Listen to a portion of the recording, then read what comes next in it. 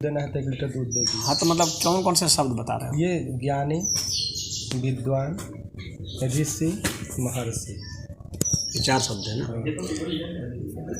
विद्वान तो मैंने तुमको बता दिया। तो विद्वान, लेकिन हमको विद्वान क्लियर नहीं हुआ, इसलिए नहीं क्लियर हुआ कि विद्वान जैसे आप बोले हैं कि अब मैं बता रहा हूँ, जहाँ तुमको समझ में नहीं आएगा तुम बताना कि यहाँ मुझे समझ में। वो चीज़ समझ गए। हाँ। लेकिन हमारे कहने का मतलब है कि जहाँ विद्वान का शब्द है कि वो वेदों से ना हो। वेद तो मान लीजिए कि संस्कृत अगर हम पढ़े तो वेद हो। ऐसा है ना कि चूँकि जो भी शब्द हैं, चूँकि शब्द का अर्थ पूछ रहे हो ना, तो इस शब्द का मूल रूप जहाँ है, जहाँ से शब्द आया है वहाँ से सोचना पड़ेगा, न कि सामान्य लोग क्या उसका अर्थ लगा रहे हैं। ना वो सामान्य अर्थ लगा रहे हैं। तो इसलिए तो मैंने कहा कि इसके जो सामान्य लोग जो अर्थ लगाए हैं विद्वान का, वो यही है कि जो खूब पढ़ गया लिख गया, हाँ, ये विद्वान हो। हेलो, लेकिन ये उसका अर्थ नहीं है। महादेव महादेव। ये अलग बात है कि इस तरह के लोग ऐसा अर्थ अपने तरफ से लगा रहे हैं। अच्छा अच्छा। कि खूब पढ़ लिख जाना तो विद्वान हो जाना। विद्वान शब्द वेद का शब्द है। जब वेद का शब्द है तो वहाँ वेद की क्या मीनिंग है, वही वास्तविक मीनिंग है विद्वान की। अच्छा। हम अपने से उसका अर्थ लगाने लगेंगे तब तो फिर बेकार हो गया, फिर शब्द का वैल्यू क्या रह गया कि कोई भी अपनी तरफ से कुछ भी उसका मीनिंग लगा दे। जा रहे हम भी राखी बनवा के जा रहे हैं बनारस।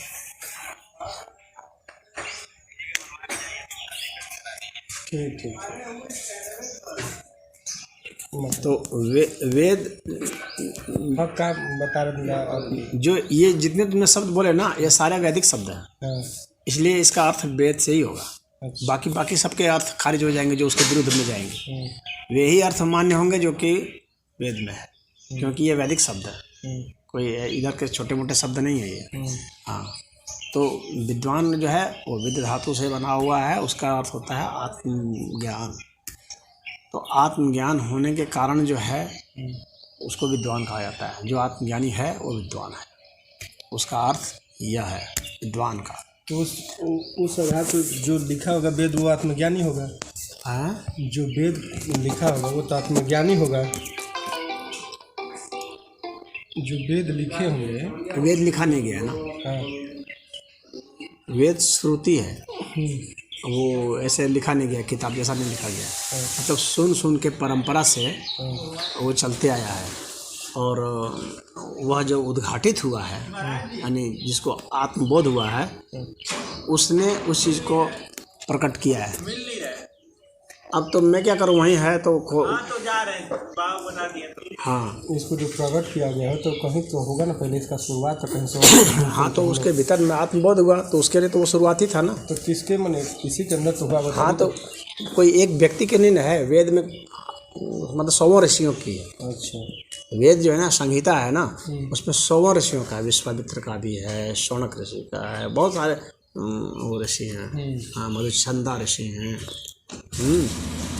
तो इस तरह से बहुत सारे हैं। तो एक कोई नहीं है।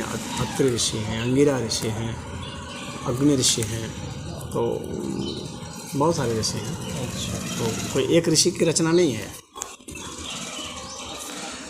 अब ये विद्वान है, इसका अर्थ तुम समझ गए। अब इसमें कोई कन्फ्यूजन है तो बताओ। वेद से आया है। वेद से आया है, और जो आत्मज्ञान होता है उसी को कहा गया है। क्योंकि यहाँ पर विद्वान जो है ना, वो विद्य धातु से बना है।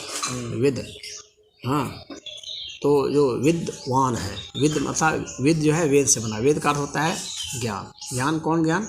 आत्मज्ञान, जानकारी नहीं, आत्मज्ञान। हाँ। अब इसके बाद फिर आता है ज्ञानी की बात आती है। ज्ञानी पूछे थे ना, ज्ञानी। तो विद्वान और ज्ञानी में क्या अंतर है? तो विद्वान तो वो हो गया कि जिसको आत्मबोध हो गया, वो विद्वान हो गया। और ज्ञानी में यह है कि इसके कई स्टेजेस आएंगे। हाँ, इसमें आत्मज्ञानी भी हो सकता है और परम ज्ञानी भी हो सकता है। यानी परमात्मा का भी ज्ञानी हो सकता है वो, तो वो परम ज्ञानी कहलाएगा। लेकिन है ये ज्ञानी ही, ये दोनों ही। और इस संसार का भी ज्ञानी हो सकता है, संसार का भी ज्ञानी हो सकता है। ये तीनों ही ज्ञानी ही कहे जाते हैं। लेकिन इन तीनों में से आपको कौन सा ज्ञानी ध्येय है? जो ज्ञानी जो है ना, ये ज्ञ शब्द से बना है। ज्ञ का अर्थ होता है जानना। हाँ, तो वो परमात्मा को, मतलब एक बड़ा शब्द है, परमात्मा को भी जानेगा, हाँ, संसार को भी जानेगा, आत्मा को भी जानेगा, और अन्य चीज़ों को भी वो जान सकता है। साधारण सी जो चीज़ें हैं वो स्वयं को भी जान सकता है। इस तरह से है, तो वो एक बड़ा शब्द है ज्ञान। तो अब वह किस संदर्भ में उसका प्रयोग हो रहा है, उसके हिसाब से उसका वहाँ पर वाचन होगा, तो उसको हम कहेंगे ज्ञानी। तो संसार का ज्ञानी हो जाएगा कि आत्मज्ञानी है कि परम ज्ञानी है कि क्या है, तो उसके हिसाब से उसका विशेषण उसमें लगेगा और उसके हिसाब से फिर उसका अर्थ होगा। अब इसके बाद अब उसमें जो ऋषि की बात किए थे ना, ऋषि और महर्षि। हाँ, ऋषि और महर्षि। तो ऋषि जो है ना, वो ऋत से बना है। ऋत जो है ना, वैसा ज्ञान है। ऋषि वह है जो कि सत्य की खोज करता है। ऋत जो है सत्य है, लेकिन वह सत्य जो कि अनुभूत किया गया है, वह सत्य जो अनुभूत किया गया है, उस सत्य को हम जो है ऋत कहते हैं। जैसे कि मान लो कि उदाहरण के लिए गुड़ है। अगर गुड़ के विषय में मैंने सब कुछ पढ़ लिया, लेकिन जब तक मैंने गुड़ नहीं खाया तब तक उसके विषय में मैंने जितनी भी जानकारी की, भले वो सही जानकारी थी, लेकिन वो जो है वो सत्य की कैटेगरी में आएगी, वो ऋत की कैटेगरी में नहीं जाएगी। सत्य और ऋत में ये अंतर होता है। ऋत भी, ये दोनों ही पकड़ रहे हैं ना बात को। तो उसके विषय में भले वो सारी जानकारियाँ सही है, सारे तथ्य सही है, लेकिन उन तथ्यों का मुझे प्रत्यक्ष अनुभवन नहीं हुआ है, उसको मैंने फील नहीं किया है, तब तक वह जो है वह सत्य ऋत नहीं हुआ है। और ऋषि उसी को कहेंगे कि जो उस सत्य का अनुभवन कर लिया, यानी जिसने महसूस कर लिया उस सत्य को, उसको ऋषि कहेंगे। और महर्षि कह रहे थे ना, तो महर्षि वे ऋषि हैं जिन्होंने कि जो महतत्व है वहाँ तक के सत्य को महसूस कर लिया। महतत्व एक शब्द आता है, हाँ, जिसमें कि जैसे जब अहम की उत्पत्ति हुई, अहम की उत्पत्ति से ठीक पहले की जो उत्पत्ति है, शुरुआत में से प्रकृति का मानते हैं, तो प्रकृति के बाद जो है महतत्व का मानते हैं। प्रकृति का अर्थ हो गया कि उसको प्रधान तत्व कहा गया है, जहाँ मतलब सबसे सूक्ष्म से सूक्ष्म वह तत्व जो कि अब अभी अव्यक्त है, लेकिन वह अब प्रकट हो रहा है। लेकिन अभी प्रकट हो रहा है, परंतु इतना प्रकट नहीं हुआ है कि उसको हर कोई फील कर ले, जैसे कि साधारण पदार्थों को फील कर ले रहे हैं, लेकिन इतना भी प्रकट नहीं हुआ है कि जिससे हर कोई इसको फील कर ले, महसूस कर ले। तो वह स्थिति जो है वो एक मध्य की स्थिति होती है, उसको महतत्व कहा जाता है। महतत्व के बाद फिर अहंकार आता है। अहंकार भी सभी लोग महसूस नहीं करते हैं, कुछ महसूस करते हैं। उसके बाद अहंकार के बाद तन मात्राएँ आती हैं, जिसको कि सभी लोग महसूस कर पाते हैं। तो महतत्व के स्टेज तक, वहाँ तक जो महसूस कर लेता है उसको महर्षि कहते हैं। अगर जो वहाँ तक नहीं महसूस कर पाया है तो उसको महर्षि नहीं कहेंगे। वो ऋषि तो हो सकते हैं, महर्षि नहीं हो सकते हैं। उसके बाद जो है ब्रह्मर्षि होते हैं, जो ब्रह्म तक को महसूस कर लेते हैं, उनको ब्रह्मर्षि कहते हैं। एक ब्रह्मर्षि शब्द भी आता है, महर्षि जैसे कहे हो ना, वैसे एक ब्रह्मर्षि शब्द भी आता है। तो जो ब्रह्म को ही महसूस कर लिया है वो ब्रह्मर्षि हो गया।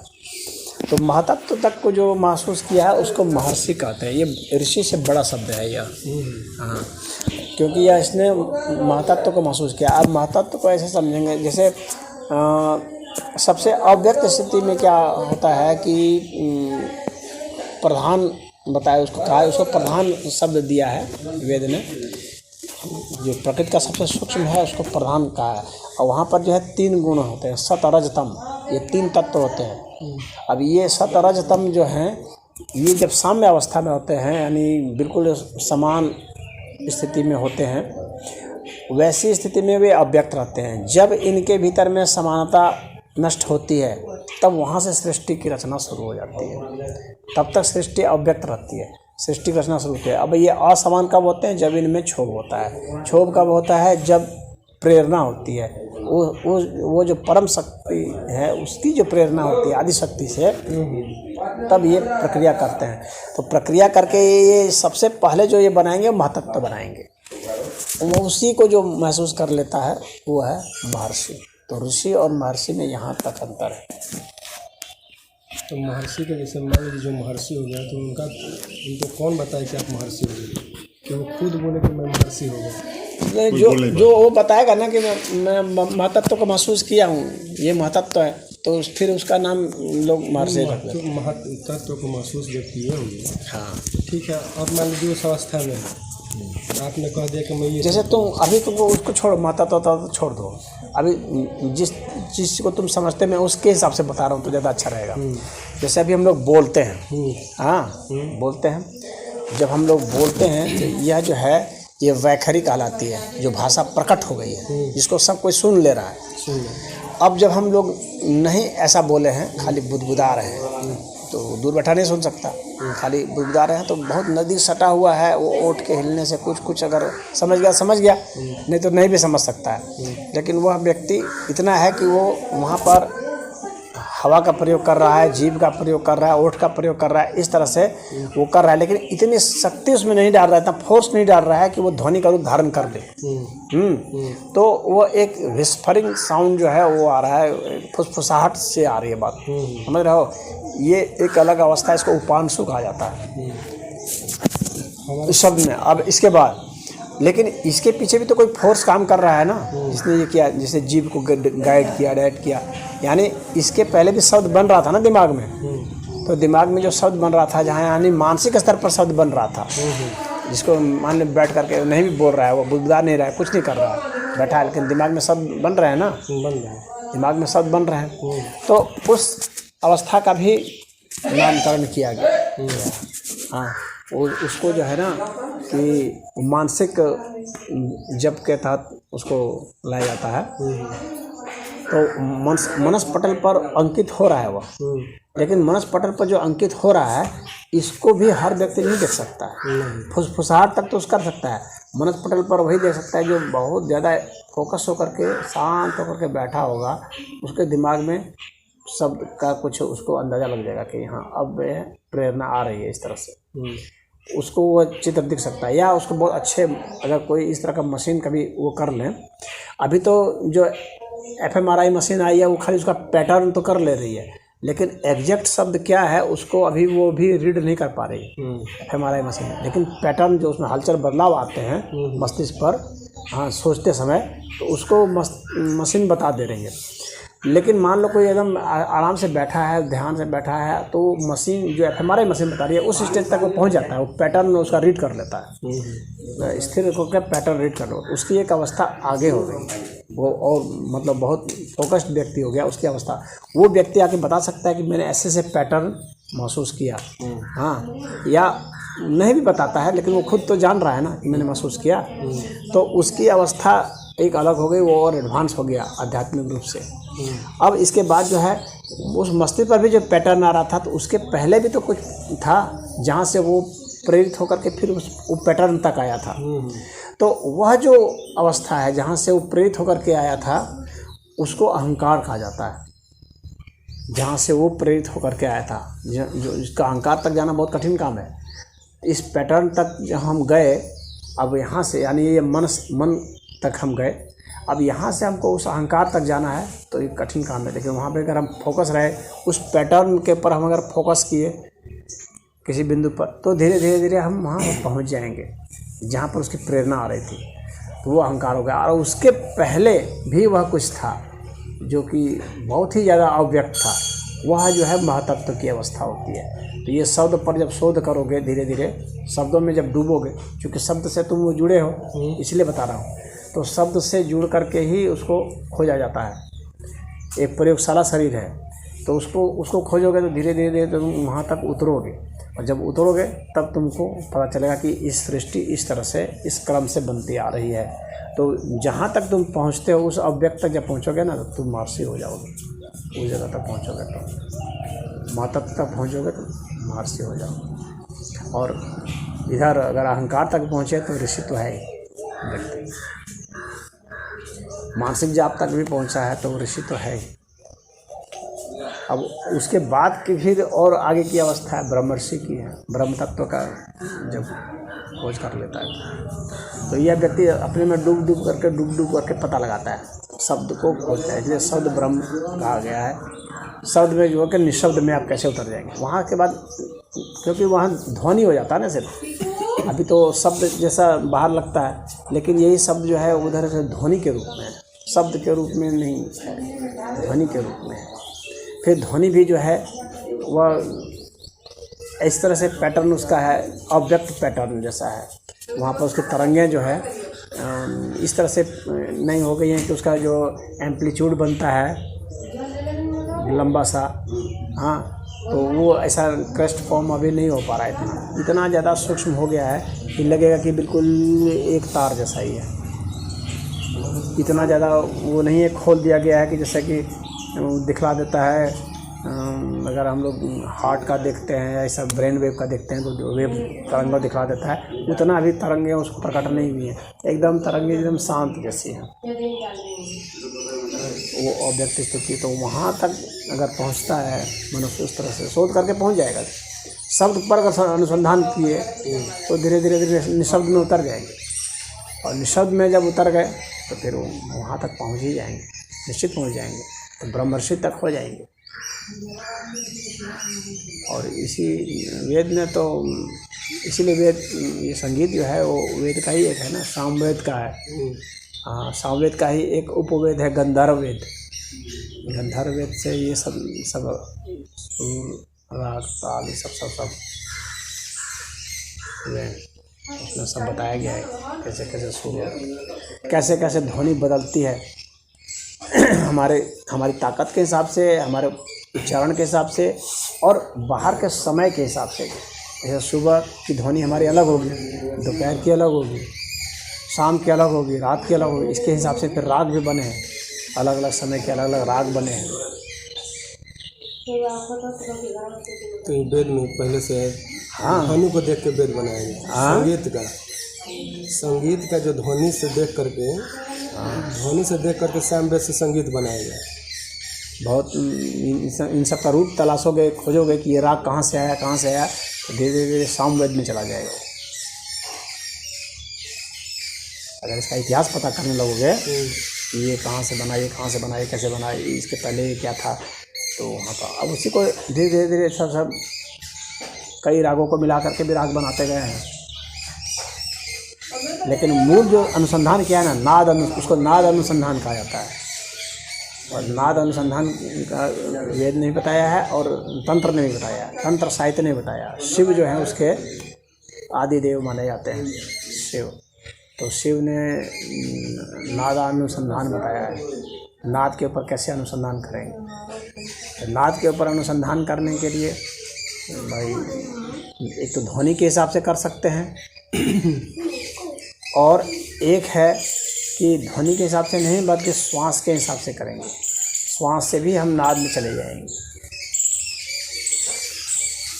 और ध्वनि के हिसाब से करेंगे तो मंत्र जाप से मंत्र करते हैं तो उससे हो जाता है। लेकिन नाद में दोनों से चले जाएंगे, सांस प्रश्वास में भी अगर हम वो करते हैं तो नाद में चले जाएंगे, और ध्वनि से करेंगे तो उसमें भी चले जाएंगे। इसीलिए आलाप जो है शास्त्रीय संगीत में आलाप का बड़ी महत्व है। आलाप का इसीलिए महत्व होता है, जितने भी गाने हैं बाद में तो अलग अलग हैं, लेकिन इन सभी गानों को अगर हमको सिर्फ म्यूजिकल नोट में गाना है तो इसी पे तो 7 स्वर बतलाए गए हैं, उनको आपको इसी में कन्वर्ट करना है।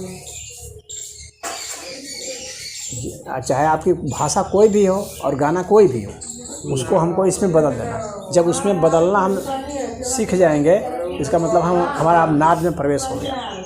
लेकिन नाद में प्रवेश नहीं हो पाएगा जो बदलने नहीं जानता है, स्वरों में जो नहीं ला पाता है। हाँ, अब या फिर आलापते हो ना, आलाप रहे हो, हाँ, तो अब उसी को तुम जो गा रहे हो कोई भी एक जिसमें कि शब्द प्रकट हो रहा है जिसका मीनिंग आ रहा है, लोग समझते हैं, अब उसी को जब तुम आ में करोगे तो उसका मीनिंग तो प्रकट नहीं हो रहा है, लेकिन उसका रिदम वही है, लय वही है, तो उसी लय पर वो चल रहा है। तो यानी तुमने उसको लय में बदल दिया, उसको तुमने उसमें लीन कर दिया, किसमें? नाद में लीन कर दिया। अब वह जो तुम आ कर रहे हो ना, अब उसको भी तुमको लीन करना है और व्यक्त में करना है, तो और वह जो है वो अस्थाई से वो अनहद नाद में हो जाएगा। हेलो, मतलब वो लिमिटेड नहीं है, अनहद हो गया। अनहद का मतलब हो गया कि अब उसकी सीमा नहीं रही। और उसको आहत और अनाहत भी कहते हैं। आहत कहेंगे आघात के कारण, तो जो चोट लग रही है, और अनाहत मतलब चोट नहीं लग रही। चोट नहीं लग रही है इसका मतलब क्या हुआ? उसका मतलब कि जो तरंगें हैं बहुत नहीं उछल रही, उसकी तरंगें एकदम इतना स्थिर जैसी हो गई है। तो जब स्थिर जैसी हो गई हैं तब वो अनाहत हो गया, लेकिन है नाद अभी भी वो। तो बहुत सारे संगीत में बहुत सारे ऐसे होते हैं स्वर, संगीत में 7 ही स्वर नहीं होते हैं, स्वर तो बहुत सारे होते हैं, लेकिन मनुष्य 7 स्वर को ही उच्चारित कर पा रहा है, अन्य को उच्चारित नहीं कर पा रहा है। अगर अन्य को उच्चारित करने लगे तो फिर अन्य भी ध्वनियाँ प्रकट होंगी, लेकिन वे ध्वनियाँ बहुत तो शास्त्रीय संगीत में जो आलापते हैं, इसीलिए ना कई तरह से गला को कपा करके ना तो अलग ढंग से वो जो ध्वनि को निकाल पाते हैं। और उनकी कोशिश ये होती है कि इसीलिए उसमें अच्छे गायक वो माने जाते हैं ना, जो कि जैसे एक लाइन में मान लो एक उतार चढ़ाव लाया, एक लाइन में एक उतार चढ़ाव लाया। अब एक गायक हो सकता है जो कि एक लाइन में 3-4 उतार चढ़ाव ला सकता है, 3-4 उतार चढ़ाव ला सकता है, वो बहुत मजा हुआ गायक होता है। हाँ, एक उतार चढ़ाव तो आसान है थोड़ा, मतलब लगभग हर गायक कर देंगे, लेकिन एक जो लाइन गानी है उस लाइन में अगर 3-4 उतार चढ़ाव है तो उसको बहुत मजे हुए गायक गा सकते हैं। और उसी में अगर जब क्लासिकल वालों का देखोगे जो मजे हुए हैं, वे एक लाइन की बात तो छोड़ दो, एक जो शब्द है ना उसमें 3-4 बार उतार चढ़ाव करके दिखा देंगे, और जबकि उसकी मात्रा उतनी ही रहेगी, मात्रा को बराबर रखते हैं। ये क्वालिटी है, मात्रा जो है ना बराबर रहेगी, मात्रात्मक फर्क नहीं आने देगा, और उसके बावजूद भी उसमें उतार चढ़ाव कर देगा एक शब्द में। यही तो रियाज करना होता है। तो वह जो एक शब्द में जो कर देगा ना, इसका मतलब है कि उसने उस नाद को, उस स्वर को जगा दिया है जो सामान्यतः स्वर जो है नहीं कोई जगा पाता है, उसके लिए बहुत अभ्यास करना पड़ता है। तो एक एक ध्वनि जो है, जैसे मान लो कि वो कहाँ उसको बोलना है तो इस तरह से कर लेगा, समझ यानी एक एक को वो तोड़ सकता है इस तरह से, और उसके बावजूद भी उसका जो है वो रिदम नहीं बिगड़ेगा। तो ये शास्त्रीय संगीत का होता है। और बाद में फिर क्या करेगा कि ये जो शब्द है ना उनको वो ध्वनियों में तोड़ देता है। तो इसलिए शास्त्रीय संगीत को लोग पसंद नहीं कर पाते हैं ना, क्योंकि उसका मीनिंग उतना मतलब नहीं है वहाँ तो उसको मूल उसका उद्देश्य क्या है, इसको नाद में बदलना है। जो हमारे पास आज शब्द हैं जो मीनिंग लिए हुए हैं उसको हमको नाद में बदलना, शास्त्रीय संगीत का मुख्य हुआ है। और नाद जब में हम बदलने में सफल हो जाते हैं तब फिर उसको हमको अनहद नाद तक ले जाना है। अब वो जो हम कंपन कर रहे थे, हाँ, अब उस कंपन को हम अब बिना बोले हुए करके दिखलाएं, वह होगा अनहद नाद। ये बहुत ही आले दर्जे का है। ये शास्त्रीय संगीतों में भी जो महानतम लोग हुए हैं, जैसे हाँ, जैसे उस उनके तानसेन के जो गुरु थे, क्या नाम था, कौन, हरि, ये सब जो थे ना, वे सब उस कैटेगरी में आते हैं कि जो कि उसको भी नाद को भी अनहद नाद में ले जा सकते हैं। यानी वो खाली तरंगे खाली रह जाएगी और वहाँ कुछ नहीं रह जाएगा। वहाँ ये शब्द भी गाने लगे, शास्त्रीय संगीत वालों का तो शब्द भी रह जाएगा, जो उच्च स्तर के हैं यहाँ शब्द रह जाता है, लेकिन वास्तविक जो वो है ना, वो शब्द भी नहीं रहने देता, वो तो उसको सिर्फ नाद में बदल देता है, अनाहत नाद में बदल देता है। और वहाँ तो खाली रिदम रिदम रिदम रहता है और कुछ नहीं रहता है। वो बहुत आगे उसे दिव्य, वैसे को शास्त्र में दिव्य संगीत कहा है। इंद्र के दरबार में दिव्य संगीत बज रहा था, सुनते होगे। दिव्य संगीत क्या है? दिव्य संगीत यही है, वो सिर्फ एक नाम नहीं है। दिव्य संगीत का मतलब होता है कि वहाँ पर जो है सिर्फ जो है ध्वनि है। हाँ, सिर्फ ध्वनि है, तरंगे, बस, और कुछ नहीं है। उस स्तर पर ये यहाँ, और ये सब जो है व्याखरी के स्तर पर आ गए, जिसमें शब्द प्रकट हो गए, मीनिंग आ गए हैं, लोग सुन रहे हैं, उसका अर्थ लगा रहे हैं। हाँ, वहाँ अर्थ नहीं लगाना है, अर्थ नहीं लगाना। हाँ, बस उसी से। अब उसमें वो जो ध्वनि में होगा, बस सिर्फ ध्वनि होगी, सिर्फ ध्वनि होगी। तो अब जब सिर्फ ध्वनि जब हो गई, तब अब जो है वहाँ उसमें दिव्यता आ गई। संगीत की दिव्यता उसमें है जो ध्वनि में ले जाए, लेकिन वो साधारण ऑर्डिनरी लोगों के लिए नहीं है। न ऑर्डिनरी लोग ना समझ पाएंगे, ना तारीफ कर पाएंगे, ना उनको रास आएगा। क्यों? क्योंकि वे सांसारिक जीवन में जी रहे हैं ना, जहाँ पर कि मीनिंग प्रकट है, जहाँ अर्थ प्रकट है, जहाँ अर्थ नहीं, जहाँ अर्थ भी गौण हो जाता है, अर्थातीत अवस्था में, वहाँ जो सिर्फ तरंगे हैं। यानी जब पहले सृष्टि थी तो उसमें कहा जाता है ना कि पहले जो कुछ नहीं था, हाँ, सिर्फ क्या थी? अव्यक्त तरंगे थी। तरंगे तो आज भी ध्वनि लोग गाते हैं, अव्यक्त तरंगे हैं, आज भी लोग ध्वनि गाते हैं। जैसे सरगम का रियाज करते हैं तो उस राग में करते हैं। हाँ, बस भाई, ये इसी में हर पूरे का पूरा जितना गाना लिखा हुआ है, अगर सबको सोचो कि इसी में तोड़ के ला देना है, कन्वर्ट कर देना है इसमें। इसका मतलब क्या हुआ कि इसका मतलब है ये जो सब जो प्रकट हो गया ना, जिसका मीनिंग सब आ गया है, एक तरह से जो पदार्थ हो चुके हैं। अब इसको जो है उसमें खाली उसमें ला देना है, उसमें इसको बदल देना है, तो अब वहाँ पर जो है वो ऊर्जा हो जाएगी। विज्ञान की भाषा में तो ये शब्द भी ऊर्जा है जो मीनिंग लिया हुआ है, लेकिन उसके हिसाब से अगर हम देखें म्यूजिक के हिसाब से, तो ये जो है अब ये पदार्थ हो चुका है जो मीनिंग दे करके बता रहा है। हाँ, तो उसमें जो प्रकट करने में समर्थ है, सारे को उसमें आलाप में ही बदल देगा जो, तो इसका मतलब है कि वो मास्टर हो चुका है। अब उसके पास पूरी वो क्षमता आ गई है। और उसके बाद फिर उसको भी जो अनहद में जो बदल देता है ना, उसकी तो बात ही आ गई। फिर जब बिना बोले हुए, बिना आवाज़ निकाले हुए, एकदम मन से ही जब उसको प्रकट कर देता है, अनहद नाद होता है वो वही जो है समाधि अवस्था में लेके चला जाता है और वहाँ पर बोध होता है। तो बहुत जो संगीत के दक्षिण भारत के एक रहे हैं, बहुत किया है, बहुत कुछ होता है।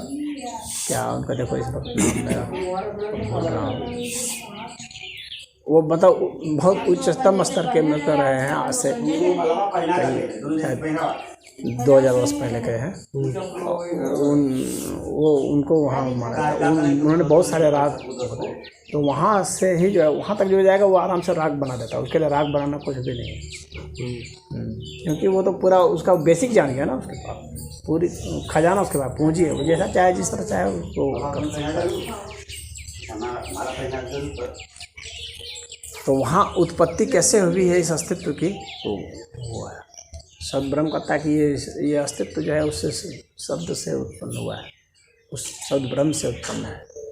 यानी वो ध्वनि जो अव्यक्त स्थिति में वो ध्वनि थी, उसको फिर व्यक्त स्थिति में लाया गया। फिर जब वो व्यक्त हो गया तो फिर वहाँ से फिर रूपांतरित होकर के ये सब ध्वनियाँ बनी, इसको हम लोग सुनते हैं। फिर ये ध्वनियाँ वे बनी जो कि मीनिंग ली हुई थी, इसका कि अर्थ हम लोग फिर वो करते हैं। हालांकि यह भी एक विकास है अपने स्तर पे। मानव के भाषा इसी से बनी, भाषा जो है इसी तरह बनी है ना। जैसे आवश्यकता है उसको बुलाने के आओ आओ आओ करते। एक बड़ी बहुत अच्छी एक पिक्चर है केवमैन का के, देखे हो? केवमैन, हाँ देखेंगे, देख लेना। नाम उसमें कुछ ये बतलाने की कोशिश की गई है कि किस तरह से जो है मनुष्य बोलना सीखता है और किस तरह से आविष्कार करता है कई चीज़ों का। CA भी रहेगा, हाँ, केव का CA भी, हाँ, CAVMAN, हॉलीवुड की पिक्चर है। जान दे रहे हैं, सब देखा जाएगा ना, जो सीखने वाला है, नाम नहीं याद रहेगा तो इसमें रहे।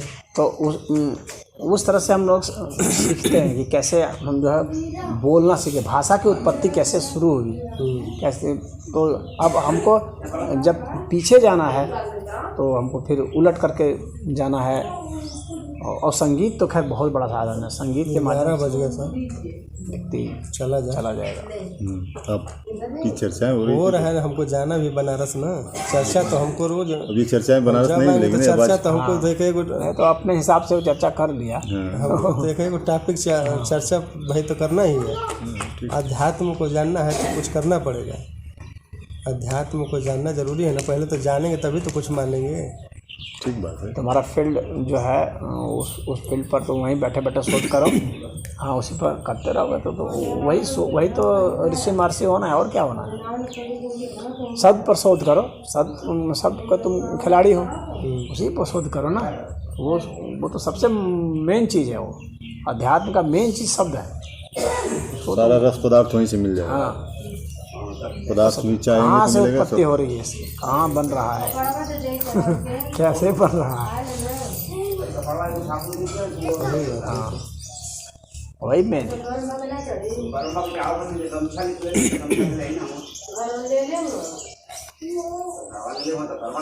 सब चीज़ को जानना पहले तो जरूरी है।